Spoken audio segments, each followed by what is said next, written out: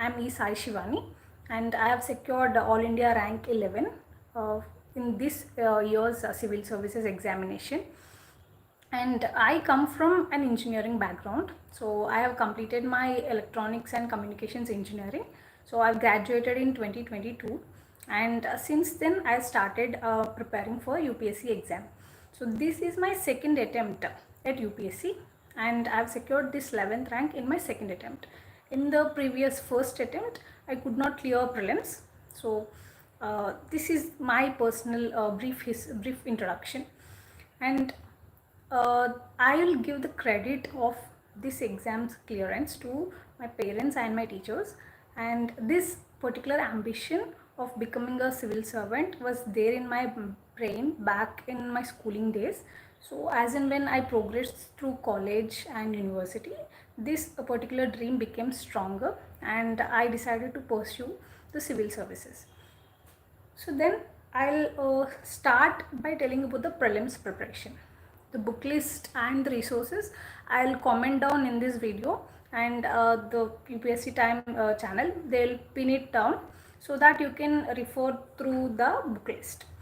And as far as prelims preparation is concerned, I'll tell that there are 4 important subjects in general studies which I call the foundational subjects. So they are the polity, history, economy, and environment plus geography. So these 4 are the building blocks for the preparation. Once you are strong with these 4, the portion of your prelims paper, the GS paper especially, becomes very easy for you, because the static understanding of these subjects is very important. And when it comes to the CSAT paper, we know that there are 2 sections, the reading comprehension and the math part. I'll come to the process of preparation and solving those papers in a while. So first, let me discuss what is needed for prelims preparation. So first things first, certain subjects are very important, so much so that you have to revise them thoroughly. So for example, let's take polity as a subject. So many of us are coming from other different educational backgrounds, not just humanities. So we have very little understanding of these subjects initially. But as and when we go through the preparation, we understand these subjects. It is important that we collect important data or important topics from these subjects and revise them time and again. For example, if we take polity, we have the articles, the constitutional articles, and we have the important chapters like parliament, center-state relations, and some things like miscellaneous things like the amendments.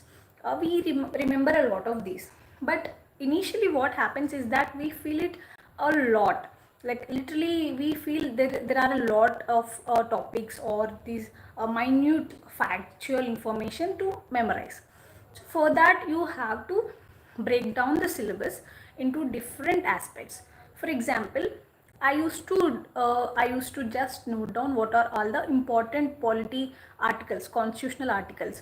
For example, say we know the fundamental rights and directive principles, but what are beyond them? So we have some other articles like 356, the emergency articles, and in between also we have some important articles. So I used to make one A4 size sheet, and on which I used to write all the important articles by myself. I understand that there are already certain maps and this factual data sheets that are available online, but I prefer writing it by our own selves, because in this process we not only just give it a glance, but a few informations and these little factual things, they get seated in our brain. So I advise candidates to write on their own. So it is not too much, just a single page of articles. Once you write them and paste it on your wall, you can give a glance to it every day, and naturally you will be aware of many of the important polity articles. So this is something to do with the factual stuff. And there are similar things for the other subjects like the maps for geography, wherein we have the map pointing for rivers, mountains, and all of them. And also if we take the environment subject, so we have the national parks, endangered species, and wildlife sanctuaries or biosphere reserves. What are all the national parks and protected areas included in one particular biosphere reserve?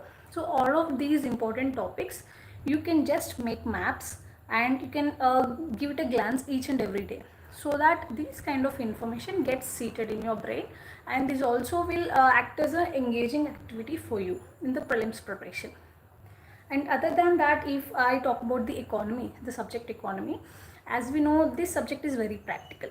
So while you are preparing economy, make your topics or make your static very clear. And once you're clear with your static, you can solve certain questions. And here I'll recommend you to solve a book called Eco 550.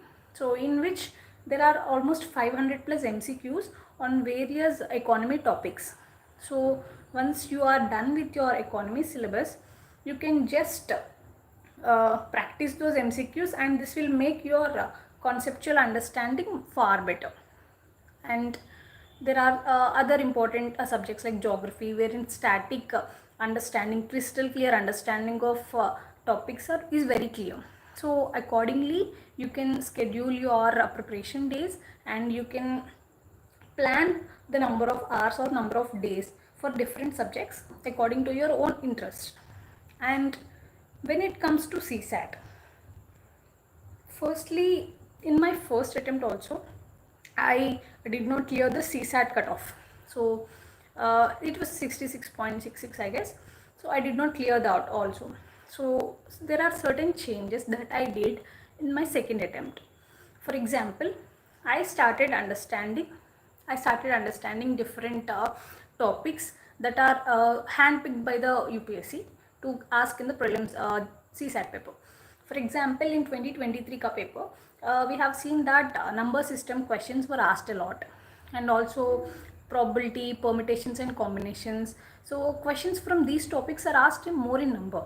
So I observed that these topics are very much important. So for the 2024 attempt, I prepared these topics, and additionally I also prepared the percentages and other important topics. So what is the material for preparation for CSAT? There is no absolute material, but yes, you can understand, you can identify the PYQ themes. So from each of these topics, just identify what are the PYQs given and try solving them. After you solve them, you have to make a proper sheet. So for example, I'll show you what I made. So this is one sheet wherein I have written what are the common mistakes, common traps in CSAT. Like, I'll upload it soon in my Telegram channel. So there are certain important references that I have noted in this. So for example, check all the numbers given in the question. So these are certain minute mistakes we do under the pressure of those 2 hours. So for example, blood relation questions.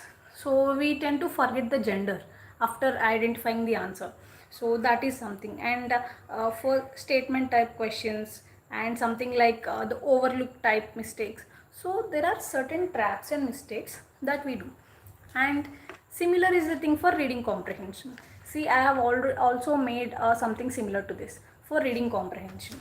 So I have noted that when there are certain extremities given in the question, like very sweeping generalizations, so, and certain words like must, inherently, only. So according to these words, I have to be very careful whether the question is going too extreme or whether the question is actually very simple.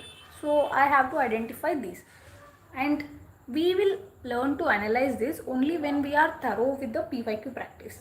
So for CSAT questions, I would probably recommend for you to go through the PYQs and then give certain mocks.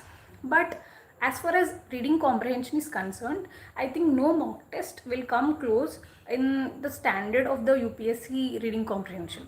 So carefully practice reading comprehensions. So for example, in my case, I practiced from 2011 to 2023. So all these years, previous year questions in the reading comprehension section, I covered them multiple times and practiced a lot. So that is what the approach should be. So reading comprehension will become your weapon when the math is going very tough in the paper. So do not stick on to one single portion in CSAT. Do not take it lightly. Give it due amount of practice. And it's fine if you come from a good math background or whatsoever, but give it a decent amount of time. So practice PYQs and analyze different traps that are given in the questions, and according to that you can prepare.